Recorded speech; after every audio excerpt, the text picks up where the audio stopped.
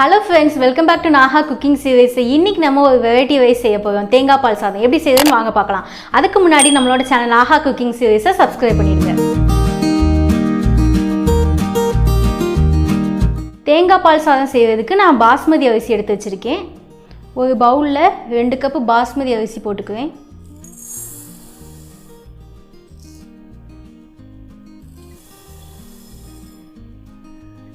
இப்போ அரிசியை நம்ம 2 தடவை கழுவிக்கலாம்.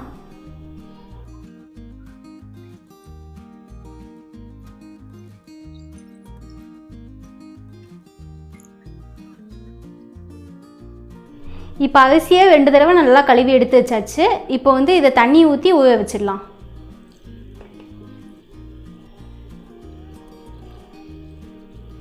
ஒரு 15 நிமிஷம் நல்லா ஊறட்டும். அரிசி ஊறுறதுக்குள்ளே நம்ம தேங்காய் பால் ரெடி பண்ணிடலாம். இதுக்கு 1 கப் தேங்காய் எடுத்திருக்கேன். கொஞ்சம் தண்ணி சேர்த்து தேங்காய் பால் ரெடி பண்ணிடலாம்.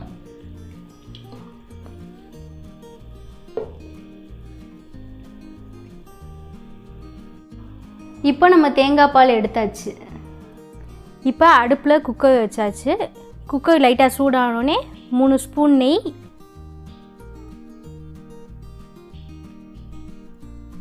3 ஸ்பூன் தேங்காய் எண்ணெய் ஊற்றிக்கலாம்.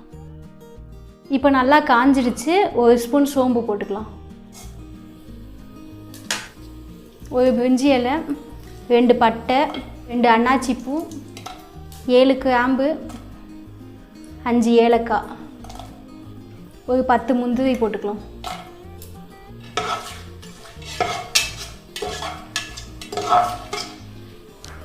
கட் பண்ணி வச்ச 2 மீடியம் சைஸ் வெங்காயத்தை இதில் போட்டுக்குவேன்.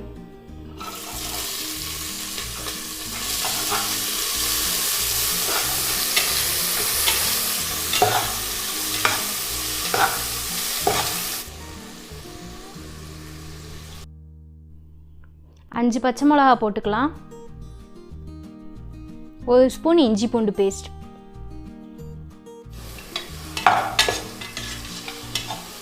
கொஞ்சோண்டு புதினா, கொஞ்சோண்டு உப்பு போட்டுக்கலாம். 1 தக்காளி கட் பண்ணி வச்சுருக்கேன், அதையும் போட்டுக்கலாம். 4 கப்பு தேங்காய் பால் ஊற்றிக்கலாம்.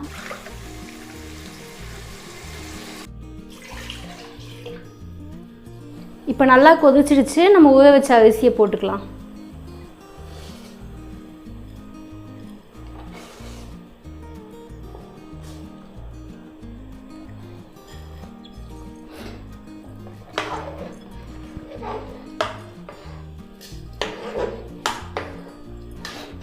அரிசி போட்டதுக்கப்புறம் தேவையான அளவு உப்பு போட்டுக்கலாம்.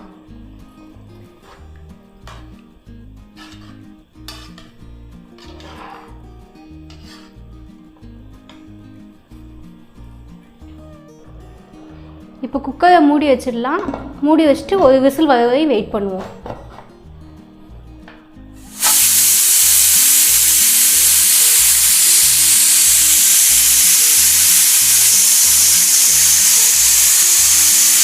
இப்போ நம்ம ஓப்பன் பண்ணி பார்க்கலாம்.